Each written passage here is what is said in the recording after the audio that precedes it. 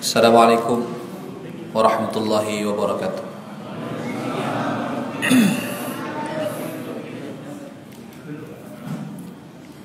Alhamdulillah wassalatu wassalamu ala Rasulillah wa ala alihi wa ashabihi wa man walah. Amma ba'du, alhamdulillah, bersyukur kita pada Allah Subhanahu wa taala. Salawat dan salam untuk Nabi kita Rasulullah Muhammad sallallahu alaihi wasallam serta keluarga dan para sahabat beliau. Bapak Ibu rahimakumullah, kita bersyukur kepada Allah pada malam hari ini kita bisa kembali memulai kajian tauhid pada setiap malam Selasa di Masjid Taqwa Muhammadiyah Ranting Kartini.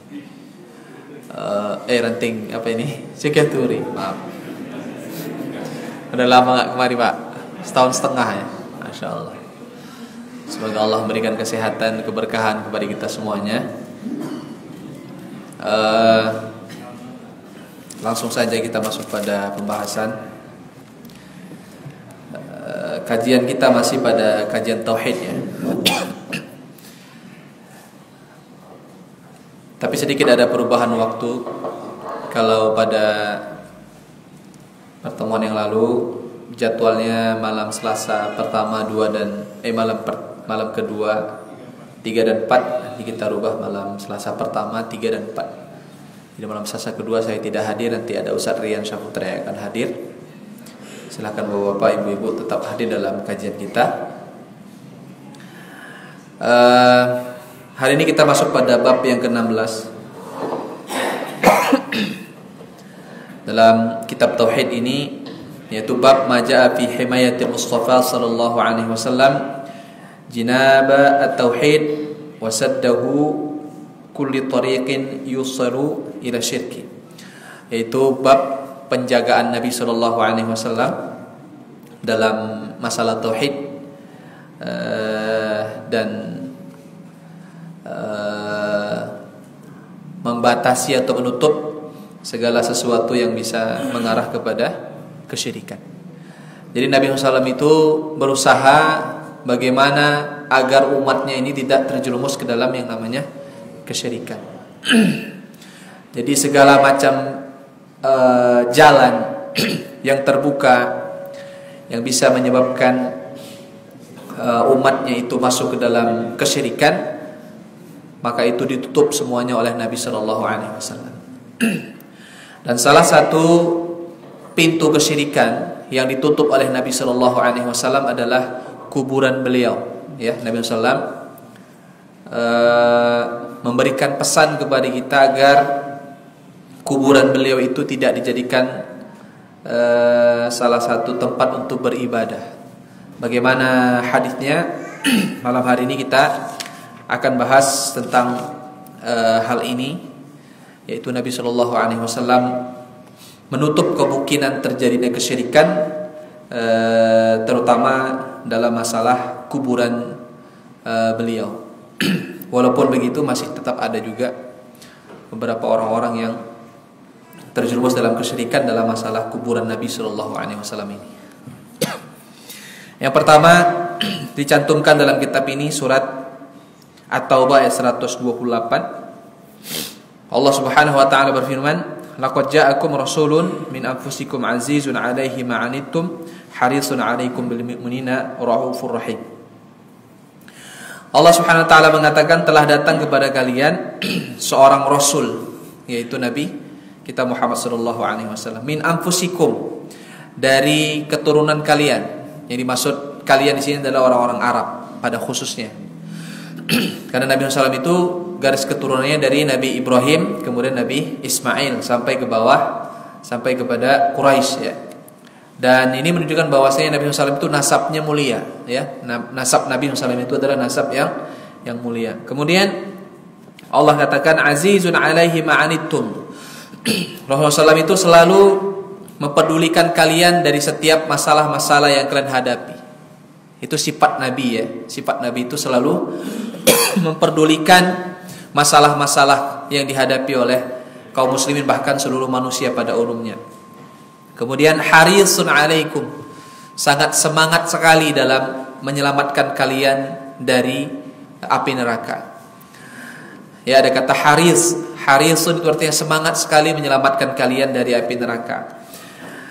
Kalau dalam penjelasan para ulama, Nabi SAW dalam hadits riwayat Al-Bukhari dan Muslim, beliau mengumpamakan dirinya. Jadi Nabi itu mengumpamakan dirinya bahwa sebagai contoh bahwa Nabi SAW itu benar-benar menjadi penyelamat umatnya dari api neraka.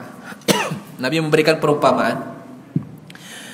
Rasul bersabda, "Mathali kamathali rajulin istawqada naran falamma adha'at ma haulaha ja'ala al-firashu wa hadhihi ad-dawab allati fin-nar yaqa'na fiha."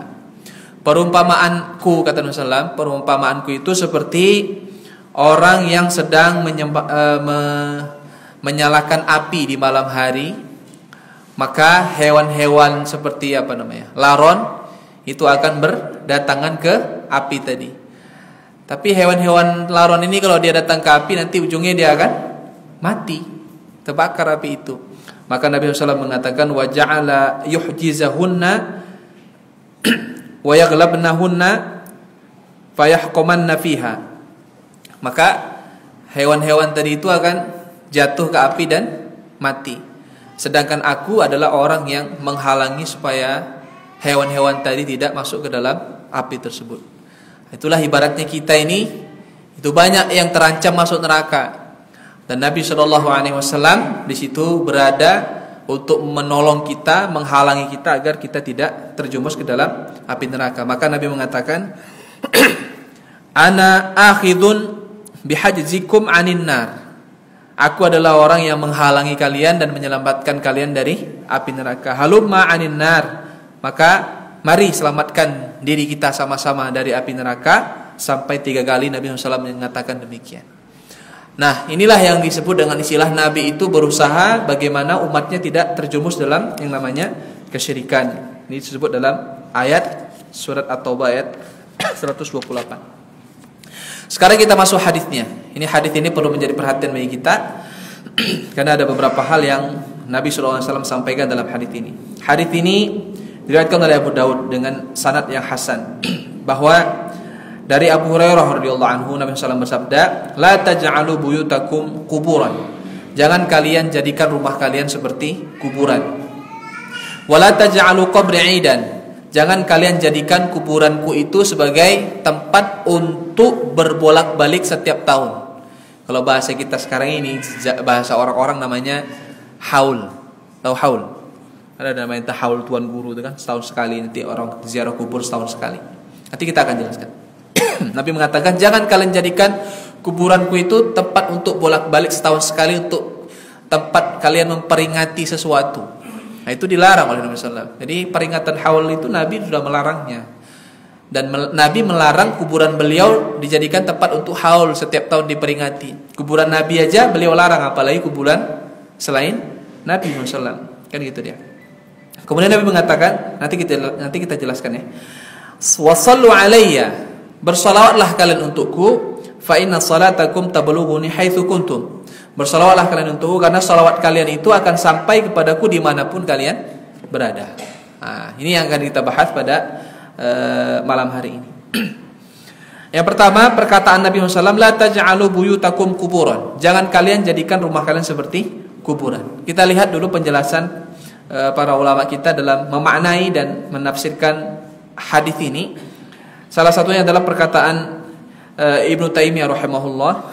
Beliau mengatakan bahwa yang dimaksud jangan kalian jadikan rumah kalian seperti kuburan adalah la tu'attiluha minas salati fiha. Jangan kalian kosongkan rumah kalian dari salat di dalamnya. Jadi jangan sampai rumah kita itu jarang kita jadikan tempat untuk salat. Ya, perbanyak salat di rumah. Dalam artian salat yang diperintahkan di sini adalah salat sunnah. Sampai-sampai Nabi pernah berkata, afdhalus salatur rajuli fi baitihi ilal maktubah. Sebaik-baik tempat solat bagi laki-laki adalah di rumahnya, kecuali solat wajib. Itu bahasa Nabi SAW. Jadi Nabi SAW ingin mengajarkan kepada kita, sholat yang dikerjakan di masjid sholat wajib saja. Sholat sunnah kalian kerjakan saja di rumah jika memungkinkan, terutama sholat sunnah rawatib. Tapi kalau sholat sunnah yang lain seperti misalnya sholat duha, sholat witir, sholat sunnah wudu, atau sholat mutlak, atau sholat yang sholat malam, ya, qiyamul lail dan sebagainya, maka baiknya dikerjakan di rumah. Ya, jadi yang pertama, makna dari perkataan Nabi, jangan kalian jadikan rumah kalian seperti kuburan, artinya jangan sampai rumah kalian itu tidak kalian jadikan sebagai tempat untuk sholat. Yang pertama. Yang kedua, wad doa, dan berdoa. Jadi rumah kita itu jangan sampai tidak ada doa-doa di dalamnya. Artinya jangan sampai kita ini kalau mau berdoa harus ke masjid. Ya, kalau di rumah, misalnya sholat di rumah atau beribadah di rumah atau sedang di rumah itu nggak berdoa. Kenapa? Karena anggapannya doa itu mustajabnya di masjid. Justru tidak ada hadits yang menjelaskan bahwa masjid adalah tempat mustajab untuk berdoa, nggak ada. Ya, masjid itu tidak ada dalil yang sahih dari Nabi SAW bahwa masjid adalah tempat yang baik untuk beribadah. Walaupun masjid ini adalah salah satu tempat yang memang dirahmati oleh Allah. Ya. Artinya masjid ini kan banyak rahmat di sini. Ada di sini tempat untuk sholat, kemudian tempat untuk pengajian. Maka di sini banyak keberkahan rahmat. Ya, bukan berarti di masjid ini tidak ada fadilah untuk berdoa di sini, ada, tapi secara khusus dari Nabi itu nggak ada. Menunjukkan bahwasanya kita bisa berdoa di rumah. Dan doa di rumah itu ada dua macam.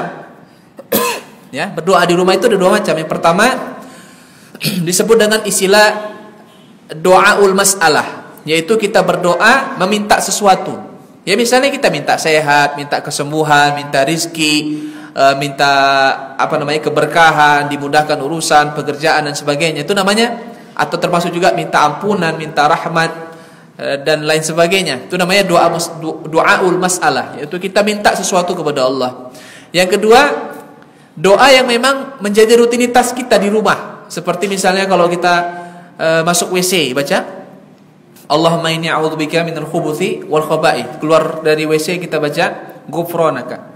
Kemudian kalau kita keluar rumah baca bismillahi tawakkaltu 'alallahi la haula wala quwata illa billah. Kalau mau makan baca bismillah. Selesai makan baca alhamdulillah.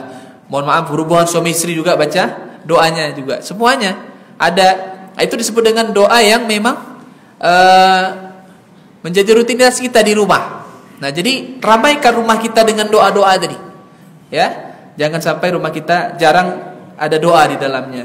Kemudian yang ketiga, kata Ibnu Taimiyah rahimahullah beliau mengatakan wal qiraah, itu membaca Quran. Jadi jangan sampai rumah kita itu tidak ada dibacakan Al-Quran di dalamnya. Jadi sebaliknya, kita perbanyak baca Quran di rumah kita. Jangan malah memperbanyak membaca Quran di masjid. Walaupun dua-duanya baik. Baca Quran di masjid itu baik, bagus, itu ibadah. Tapi kalau kita lihat hadits Nabi SAW mengajarkan kepada kita, baiknya kita jadikan rumah kita itu sebagai tempat ibadah, sholat, doa dan membaca Al-Quran. Dan kita nasihatkan ya kepada Bapak Ibu seluruhnya, kalau bisa adalah satu waktu yang memang kita sediakan untuk membaca Al-Quran di rumah. Anak-anak itu kalau sudah habis maghrib misalnya mereka nggak ada kegiatan, jangan boleh nonton televisi, jangan boleh main-main, main handphone, main game atau lain sebagainya. Itu suruh dulu mereka baca Quran, ya, biar mereka baca Quran di rumah. Kemudian ibu-ibu juga baca Quran, bapak-bapaknya juga baca Quran.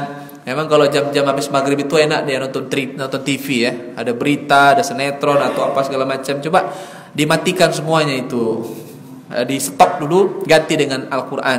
Karena waktu yang paling gampang berkumpul sama keluarga itu saya kira setelah maghrib ya. Kalau habis isya udah kekenyangan, ngantuk semuanya. Tapi kalau maghrib, situlah kita bisa menentukan kita bisa mau ibadah apa. Kecuali kalau ada pengajian, ajak keluarganya ngaji ya. Masya Allah, ini ibu-ibu, bapak bawa anak-anak yang kemari ke pengajian. Ini satu hal yang perlu dicontoh. Karena kita dekatkan anak kita dengan agama, supaya nanti mereka bisa menjadi orang-orang yang dekat kepada Allah, hingga akhirnya negara ini akan baik, agama ini akan baik ketika dipegang oleh anak-anak kita, generasi yang akan datang, itu dekat kepada Allah Subhanahu wa taala. Kemudian Ibnu Taimiyah mengatakan fatakunu bimanzilatil qubur, karena enggak ada salat, enggak ada doa, enggak ada bacaan Quran, maka rumah kalian seperti kuburan. Maka kata beliau fa amara bi taharril ibadah fil buyut, maka Nabi memerintahkan kita untuk banyak beribadah di rumah. wa naha 'anit tahriha 'indal qubur, dan sebaliknya Nabi melarang kita untuk banyak beribadah di kuburan. Nah, jadi sebaliknya ya, kita balik ini. Kalau tadi perintahnya Nabi memerintahkan kita beribadah di rumah, dan Nabi melarang kita untuk beribadah di kuburan. Maka beliau mengatakan wa aksu ma yaf'aluhul musyrikuna minan nasara wa man tashabbaha bihim, karena beribadah di kuburan itu merupakan budaya orang-orang musyrik dari kalangan orang-orang Nasrani dan orang-orang yang menyerupai mereka. Kenapa Ibnu Taimiyah mengatakan bahwa itu budaya orang Nasrani? Ada sebuah hadis ya yang diriwayatkan oleh Imam Al-Bukhari. Beberapa hari sebelum Rasul wafat, beberapa hari sebelum Rasul meninggal, Nabi SAW itu kan sakit ya, demamnya tinggi. Maka Nabi SAW minta kain yang dibasahin. Ya, minta kain yang dibasahin, kemudian kain itu ditempelkan ke wajah. Dan ini menjadi dalil bagi kita, tuntunan Nabi kalau ada orang demam dikompres pakai air, bukan air hangat deh, air biasa. Itu petunjuk Nabi SAW. Dan dokter kan menyarankan hal yang sama. Maka ketika Nabi SAW beliau meletakkan kain itu di wajahnya, beliau berkata, innalil mauti la sakarat. Sesungguhnya maut itu ada namanya sakaratnya, ada namanya sakaratul maut. Kemudian Nabi SAW mengatakan, la'anallahu al-yahud wa nasara ittakhadhu qubur anbiya'ihim masajidah. Allah melaknat orang-orang Yahudi dan Nasrani. Kenapa? Karena mereka menjadikan kuburan orang-orang soleh atau kuburan nabi mereka sebagai tempat untuk beribadah. Nah, jadi yang mengatakan bahwa budaya orang Yahudi dan Nasrani itu menjadikan kuburan nabi dan orang soleh sebagai tempat untuk ibadah adalah Nabi sendiri SAW. Dan beliau, apa kata beliau tadi? Allah melaknat. Allah benci sama orang Yahudi dan Nasrani. Kenapa? Karena mereka itu kalau ada orang soleh meninggal, bangun kuburannya, mereka beribadah di situ. Sama Yahudi juga sama. Apalagi kuburan nabi mereka. Maka ini tidak boleh kita ikuti karena budaya agama lain. Bahkan dalam masalah akidah ini kita harus tinggalkan. Ya, baik. Kemudian kaum muslimin rahimakumullah, dari hadis yang kita bacakan tadi bahwa jangan kalian jadikan rumah kalian seperti kuburan. Maka di sini sebagai tambahan ada 3 pelajaran yang disampaikan oleh para ulama kita menjelaskan hadis ini. Ini selain dari perkataan Ibnu Taimiyah tadi. Yang pertama bahwa anna sholata fil maqbarah la tajuz, yaitu salat di kuburan tidak boleh. Ya, salat di kuburan itu tidak boleh. Jangankan salat di kuburan. Dalam hadis riwayat Imam Ahmad, begitu juga hadis diriwayatkan oleh Abu Daud, Nabi SAW mengatakan, la tusallu ilal kubur. Kalian jangan salat menghadap ke kuburan. Jadi salat menghadap kuburan aja nggak boleh, apalagi di kuburan.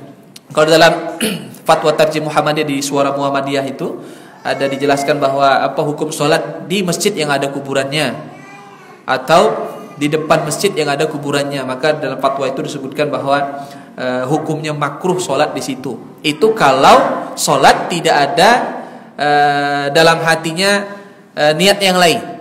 Tapi kalau sampai terdapat dalam hatinya niat yang lain, misalnya itu ada kuburan di situ, berarti ini kuburan orang soleh. Kalau kita sholat di situ, maka pahalanya lebih besar, keberkahannya lebih banyak, karena di situ ada orang-orang soleh. Sekaligus kita berdoa di situ, bertawasul sama orang soleh tadi, maka ini hukumnya jatuh kepada syirik, ya, bukan haram lagi. Kemudian yang kedua, wa anna tatawwu'a fil bait afdal minhu fil masjid. Bahwasanya beribadah di rumah itu lebih afdal daripada di masjid, kecuali yang wajib-wajib saja, ya, kecuali sholat wajib. Itu yang kedua. Kemudian yang ketiga, di sini pelajarannya adalah karahiyatu al-qira'ah fil maqabir, yaitu tidak disukai seseorang membaca Al-Qur'an di masjid, di kuburan, ya. Sesuatu yang tidak disukai dalam syariat ini adalah membaca Al-Qur'an di kuburan. Maka budaya membaca Al-Qur'an di kuburan ini baiknya ditinggalkan saja, apalagi menghadiahkan bacaan Al-Qur'an untuk orang yang sudah meninggal dunia. Walaupun ada khilaf di sini, tapi kebanyakan ulama menyatakan bahwasanya pahalanya tidak sampai, ya, pahalanya tidak sampai. Di antaranya adalah Imam Asy-Syafi'i. Imam Syafi'i sendiri menyatakan bahwasanya menghadiahkan bacaan Al-Qur'an untuk orang yang sudah meninggal dunia itu tidak sampai, ya. Berbeda dengan sedekah. Kalau sedekah itu sampai karena memang ada hadisnya yang sahih. Begitu juga puasa. Misalnya ada orang hutang puasa, kemudian dia belum sempat membayarnya, kemudian dia meninggal dunia, maka keluarganya membayarkan hutang puasa tadi dan itu diterima. Begitu juga dengan ibadah haji ataupun umroh. Ya, kalau ada orang yang meninggal dunia kemudian dia sudah wajib haji tapi dia belum berangkat haji, maka anaknya atau keluarganya itu boleh mengumrohkan atau menghajikan dengan syarat anaknya tadi atau keluarganya yang mengumrohkan itu sudah haji atau umroh terlebih dahulu, baru nanti setelahnya mereka menghajikan orang-orang yang sudah meninggal dunia tadi. Dan ini sampai boleh, ya, termasuk juga kaum muslimin rahimakumullah menghadiahkan surat-surat tertentu seperti Al-Fatihah, surat Yasin untuk orang sudah meninggal dunia, itu tidak ada tuntunannya. Baik, kita lanjutkan penjelasan hadisnya. Masuk kepada hadis yang potongan hadis yang selanjutnya. Nabi mengatakan wala taj'alu qabri 'ida. Jangan kalian jadikan kuburanku itu tempat untuk bolak-balik setiap setahun sekali. Id, apa arti Id? Id itu kan, kenapa dikatakan hari raya itu Id? Karena dia berulang setiap tahun. Namanya Idul Milad, misalnya kan. Id itu artinya kembali, ya, kembali pada tempat itu. Inilah yang dimaksud dengan larangan Nabi, jangan kalian jadikan kuburanku sebagai tempat Id tadi, ya, tempat bolak-balik setahun sekali. Kalau dalam penjelasan para ulama, mereka mengatakan justru kalau kalian mau ziarah kuburan Nabi kapan saja boleh, ya, kapan aja, waktunya tidak dikhususkan setahun sekali, tidak ditentukan setiap hari apa, bebas kapan saja kalian bisa berkunjung ke kuburan Nabi SAW. Jangan dijadikan sebagai tempat untuk dikunjungi setahun sekali, seperti yang bahasa kita itu disebut dengan istilah haul. Ya, makanya kalau udah ada haul Tuan Guru misalnya, itu kan akan ramai di mana, di kuburannya. Dan Nabi SAW melarang ini, karena di kuburan itu kita hanya dibolehkan yang pertama berdoa kepada Allah untuk orang yang kita ziarahi, ya. Kemudian yang kedua, kita hanya dapat pahala ziarah kubur saja. Kemudian yang ketiga, dibolehkan sholat di kuburan itu kalau menyolatkan jenazah. Kalau kita tertinggal menyolatkannya itu dibolehkan. Tapi kalau yang lain maka itu tidak diperbolehkan, ya. Seperti yang saya katakan tadi, kalau Nabi saja melarang kuburannya dijadikan sebagai tempat untuk bolak-balik dikunjungi dan diperingati setiap tahun, maka harusnya adalah kuburan orang-orang lain yang walaupun kita lihat mereka adalah orang-orang soleh dan sebagainya, itu lebih tidak berhak untuk kita kunjungi setiap tahun secara rutin dengan niat dan tujuan tertentu. Apalagi kalau sampai kita bertawasul di kuburan orang-orang yang sudah meninggal dunia pada masa-masa tertentu, pada waktu-waktu tertentu, atau misalnya pada haul mereka. Karena perlu kita sama-sama pahami bahwa haul itu putaran waktu setahun. Tidak ada istilah putaran waktu setahun itu ruh seseorang itu dikembalikan ke jasadnya di kuburan, itu tidak ada, ya. Karena memang kalau orang sudah meninggal dunia, dia akan terpisah dari ruhnya, dan ruhnya itu sebenarnya bukan berada di dalam kuburnya, tapi berada di alam barzakh namanya. Dan walaupun ya antara kubur dan barzakh ini sama, tapi ada kenikmatan dan keadaan-keadaan yang memang dirasakan oleh orang-orang yang berada di alam barzakh. Sebagaimana Allah katakan dalam Al-Qur'an, innal abrara lafi 'iliyyin, sesungguhnya orang-orang abror, orang soleh itu berada pada tempat yang tinggi, 'iliyyin, tempat yang tinggi. Berarti kan dia bukan di tanah, dia bukan di dalam tanah, karena tempat yang tinggi, 'iliyyin. Itulah yang disebut dengan alam barzakh. Mereka bergembira di situ, bahkan bisa bertemu antara satu dengan yang lainnya. Seperti yang saya sampaikan dalam kajian tafsir kemarin, bahwa Nabi SAW mengatakan orang yang sudah lebih dahulu meninggal itu nanti akan bertanya kepada orang yang baru meninggal tentang keadaan orang-orang yang mereka kenal. Bagaimana keadaan si fulan? Bagaimana keadaan si fulan? Bagaimana keadaan si fulan? Itu kalau sama-sama orang soleh, nanti mereka bertemu di alam barzakh. Kalau sesama orang yang banyak dosa dan orang kafir dan lain sebagainya, maka mereka tidak sempat untuk saling bertanya antara satu dengan yang lain, karena mereka itu disiksa sepanjang hari, sepanjang malam sampai hari kiamat. Siksaannya ada dua. Yang pertama siksaan fisik, ya, fisiknya itu diadab, disiksa. Kemudian yang kedua adalah siksaan batin, karena mereka setiap hari diperlihatkan tempat mereka di neraka. Sebagaimana yang Allah katakan dalam Al-Quran, an-naru yu'raduna 'alaiha ghuduwan wa 'ashiyya. Api neraka diperlihatkan kepada mereka setiap pagi dan sore, artinya sepanjang hari. Jadi itu tekanan batin. Maka sampai dalam hadis Rasulullah beliau mengatakan, orang-orang kafir ini atau orang-orang yang banyak dosanya dalam kuburan, yang mereka itu diperlihatkan oleh Allah tempat mereka di neraka, maka setiap hari mereka berdoa, ya Rabbi la taqumis saah. Ya Allah, janganlah sampai hari kiamat terjadi. Itu doanya. Berbeda sama orang soleh yang berbahagia di alam kuburnya atau di alam barzakh, maka mereka itu setiap hari diperlihatkan tepatnya di surga dan dia berdoa kepada Allah, ya Rabbi aqimis saah. Ya Allah, kalau bisa cepatlah hari kiamat, karena mereka sudah tidak sabar untuk masuk ke dalam surga tadi.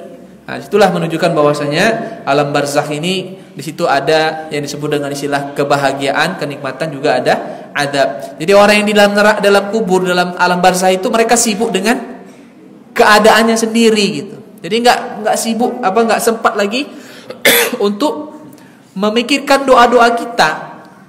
Sibuk kita minta tolong sama dia sibuk. Kalau dia bahagia, dia sibuk dengan kebahagiaan dan kenikmatannya.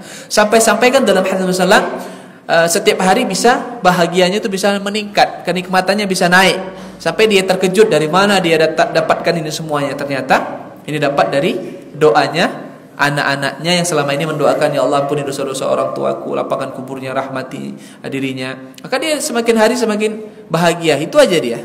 Jadi nggak sempat untuk mengopenin doa-doa kita. Dan ini menjadi dalil bagi kita bahwa ya sudah meninggal dunia, sudah tutuplah atau habis semua urusannya kepada kita.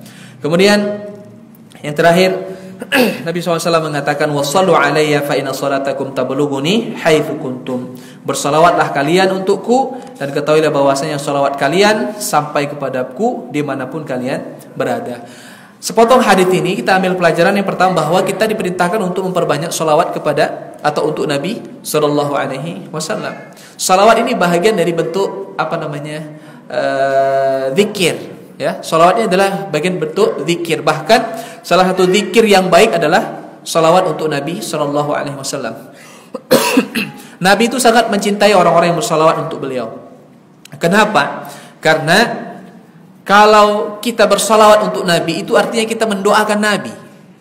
Kita kalau ada orang doakan kita pasti mengucapkan terima kasih kepadanya kan. Kita senang kepadanya dan kita akan memperhatikannya karena dia sudah mendoakan kita. Nabi juga sama. Ya, Nabi SAW. Kenapa kita itu diminta untuk memperbanyak bersolawat untuk Nabi SAW? Nah, tujuannya itu apa coba kira-kira? Nah, untungnya itu apa coba? Untungnya adalah untuk nanti di hari kiamat, supaya nanti Nabi SAW mudah memberikan syafaat kepada kita. Itulah sebab kenapa kalau azan jawab azan, kemudian dengarkan azan jawab azan, kemudian bersolawat setelah azan, baru membaca doa Allahumma rabb hadhihi da'wati tammah sholatul qa'imah sampai selesai. Itu janji Nabi apa? Halal lahu syafaati yaumil qiyamah. Halal baginya syafaatku hari kiamat. Jadi pada dasarnya bahwa semakin banyak kita bersolawat untuk Nabi, itu akan menjadi doa bagi Nabi SAW untuk lebih besar mendapatkan kesempatan dari Allah Ta'ala, agar Nabi ini memberikan syafaatnya kepada kita. Maka Nabi pernah berkata dalam hadits yang diriwayatkan oleh Imam Ahmad, Imam At-Tirmidzi, beliau mengatakan ketika ditanya, Rasulullah, man as'adun nas bi syafa'atika yaumil qiyamah. Ya Rasulullah, siapa orang paling bahagia mendapatkan syafaatmu nanti di hari kiamat? Ada dua dalam hadits riwayatnya. Yang pertama, Nabi mengatakan as'adun nas bi syafa'ati yaumil qiyamah aktsaruhum alayya salatan. Orang yang paling bahagia nanti di hari kiamat karena mendapatkan syafaatku adalah orang yang paling banyak salawatnya untukku. Itu dia. Jadi kita disuruh berlomba-lomba untuk bersolawat. Dan Nabi SAW mengatakan bahwa solawat kalian akan sampai kepadaku dimanapun kalian berada. Pertanyaannya, apakah Nabi dengar solawat kita? Nabi dengar gak solawat kita? Karena Nabi tadi bilang apa? Solawat kalian sampai kepadaku dimanapun kalian berada. Apakah Nabi dengar kalau kita sholawat sekarang? Misalnya kita baca Allahumma shalli ala Muhammad. Dengar Nabi sekarang ini? Kalau kita bilang Nabi dengar, kufur kita, syirik kita. Nabi nggak dengar. Jadi lantas kenapa Nabi SAW mengatakan sholawat kalian sampai kepadaku dimanapun kalian berada? Ini lihat ada hadits Nabi SAW yang ini supaya kita bacakan hadisnya. Ini ada hadits riwayat Abu Daud, bahwa ma min ahadin yusallimu alayya illa raddallahu alayya ruhi hatta arudda alaihi salam. Nabi SAW mengatakan setiap seorang muslim berselawat kepadaku, maka Allah akan mengembalikan ruhku ke jasadku untuk menjawab salamnya. Itu kalau kita datang ke kuburan Nabi SAW. Ya. Ini riwayat yang kedua.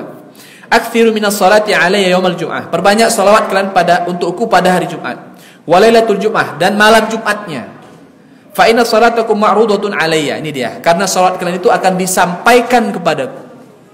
Berarti bukan ku dengar bahasa Nabi, tapi disampaikan. Siapa yang menyampaikan?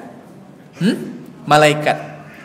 Dalam sebuah hadis Nabi sallallahu mengatakan bahwa innalillahi malaikah sayyahina fil ardi. Allah itu punya malaikat yang terbang ke sana kemari. Ya, terbang ke sana kemari. Ngapain? Mencari siapa umatku yang bersalawat untukku. Kemudian mereka langsung, malaikat ini menyampaikan salawatnya kepadaku. Jadi Nabi nggak dengar, tapi Allah perintahkan malaikat untuk menyampaikan salawat kita untuk Nabi Shallallahu Alaihi Wasallam. Jadi nggak perlu kita kirim salam kepada Nabi Sallam melalui orang-orang yang berangkat haji ataupun umrah, karena salawat kita sampai ke Nabi Shallallahu Alaihi Wasallam. Ya, saking pentingnya salawat, Allah jadikan salawat itu salah satu rukun salat. Pada tahiyat akhir, setelah kita baca asyhadu an la ilaha illallah wa asyhadu anna muhammadan abduhu wa rasuluhu, kita baca Allahumma shalli ala Muhammad wa ala ali Muhammad kama shallaita ala Ibrahim wa ala Ibrahim wa barik ala Muhammad wa ala Muhammad, sampai selesai. Begitu juga dalam khutbah Jumat pun kita diminta untuk bersolawat. Innallaha wa malaikatahu yusholluna 'alan nabi ya ayyuhalladzina amanu shallu 'alaihi wa sallimu taslima. Wallahu a'lam. Tinggal 5 menit saya kira. Kalau ngaji habis maghrib begini lah Pak, ngebut-ngebut kita Pak. Kalau nggak dikebut nanti nggak habis-habis. Ada pertanyaan silakan.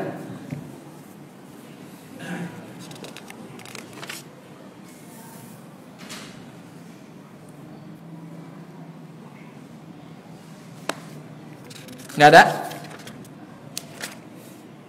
Kalau nggak ada saya bacakan satu hadis ini misalnya. Pelengkap hadis terakhir ya, masih ada waktu sedikit. Dari cucunya, bukan cucu tapi cicitnya Nabi SAW. Nabi itu punya cucu namanya Hasan dan Husain. Jadi Al Husain itu punya anak namanya Ali. Husain itu punya bapak namanya Ali juga. Kan gitu ya. Jadi Ali bin Husain. Dari Ali bin Husain berarti ini cicitnya Nabi SAW. Bahwa satu ketika dia melihat seorang laki-laki mendatangi kuburan Nabi SAW. Ya, mendatangi kuburan Nabi SAW. Kemudian di situ kan ramai orang gitu ya, ramai orang berziarah.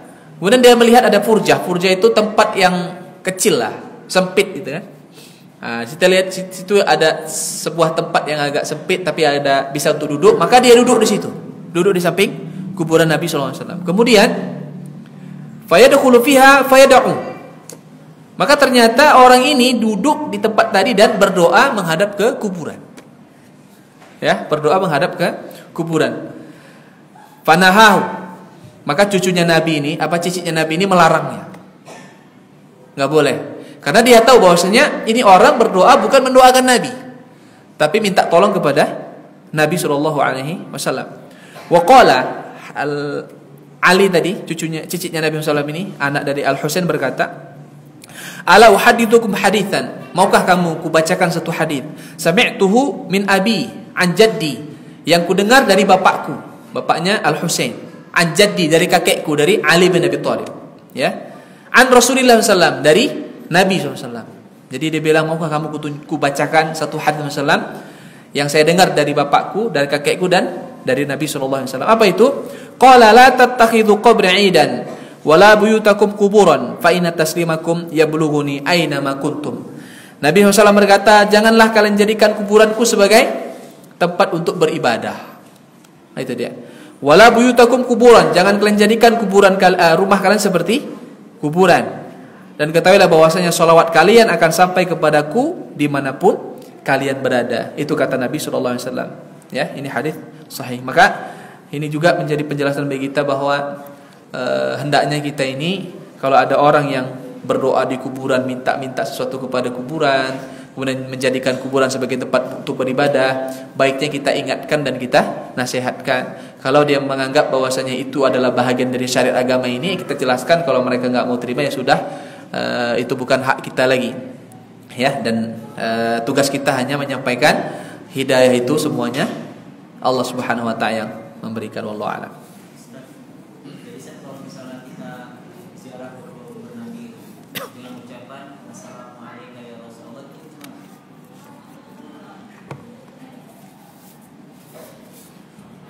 Apa yang harus kita lakukan kalau kita ziarah kubur Nabi SAW? Jawabannya adalah bersalawat untuk beliau saja, udah. Ya. Bisa juga.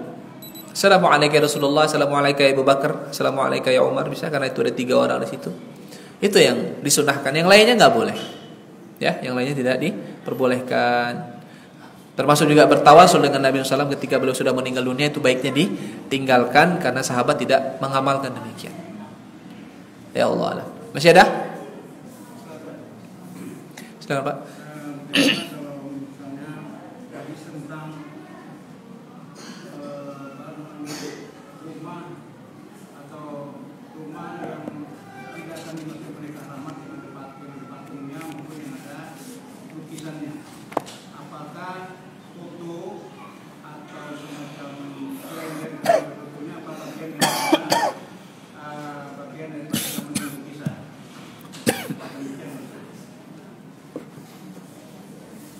Baik. Ada satu hadis Nabi sallallahu alaihi wasallam, hadis riwayat Imam Muslim, Nabi sallallahu alaihi wasallam mengatakan innal malaikata la tadkhulu baitan fihi suratun wa kalbun wasana. Sesungguhnya malaikat rahmat, ya, malaikat yang membawa keberkahan atau rahmat itu tidak mau masuk rumah kalau di rumah itu terdapat 3 hal. Yang pertama adalah patung-patung yang bernyawa, ya, artinya patung-patung berbentuk hewan atau manusia yang ada bentuk wajahnya lah. Yang kedua adalah kalbun, anjing. Kalau ada anjing depan rumah atau di rumah maka nggak mau masuk situ malaikat. Yang ketiga adalah surah, gambar yang bernyawa. Gambar yang dimaksud di sini adalah sesuatu yang ditulis dengan tangan. Berarti lukisan atau gambar-gambar ditulis dengan tangan.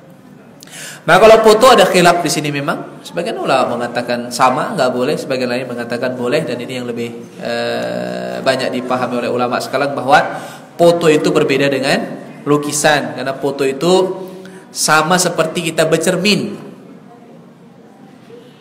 Karena dia penangkapan objek melalui cahaya. Cermin itu kan, kalau kita berada di depan cermin gimana ya? Nah, ada kita situ kan, gambar kita situ. Apakah bercermin itu haram? Enggak. Gambar yang terpantul dari cermin itu haram? Enggak. Apakah kalau kita bercermin malaikat enggak mau lihat kita karena ada gambar kita di situ? Enggak. Maka foto itu dibolehkan insyaallah. Tidak ada masalah. Sama dia. Foto itu kan objek penangkapan melalui cahaya. Kalau dulu bilang gini, foto enggak boleh, video boleh. Video boleh, foto enggak boleh. Nah, sekarang ada zamannya pause. Lagi jalan videonya kita stop, pause, berhenti dia kan. Nah, itu jadi apa? Jadi gambar kan? Jadi itu haram. Nah, jadi nggak bisa digitukan. Maka foto dan gambar itu foto dan video sama-sama boleh, insyaallah ada masalah. Ya Pak. Kalau dulu fatwa dulu pertama sekali foto Kiai Haji Dahlan itu nggak boleh dipajang di rumah-rumah. Kenapa? Takut diapain? Diagungkan, dibesarkan kayak jadi jimat-jimat di rumah makan tuh kan. Tapi sekarang diperbolehkan. Kenapa? Karena tauhid sudah disampaikan bahwa foto Kiai Haji Dahlan ini tidak mendatangkan manfaat dan tidak bisa menolak bahaya, nggak bisa menolak penyakit, nggak bisa mendatangkan rezeki. Itu semua Allah Ta'ala. Foto beliau hanya sekedar sebagai bentuk ya kenang-kenangan, sebagai sejarah saja. Itu nggak ada masalah insyaallah. Demikian. Allah alam, kita cukupkan sampai sini, insyaallah nanti kita sambung lagi. Demikian, subhanakallahumma rabbana wa bihamdika asyhadu an la ilaha illa anta astaghfiruka wa atubu ilaik. Assalamualaikum warahmatullahi wabarakatuh.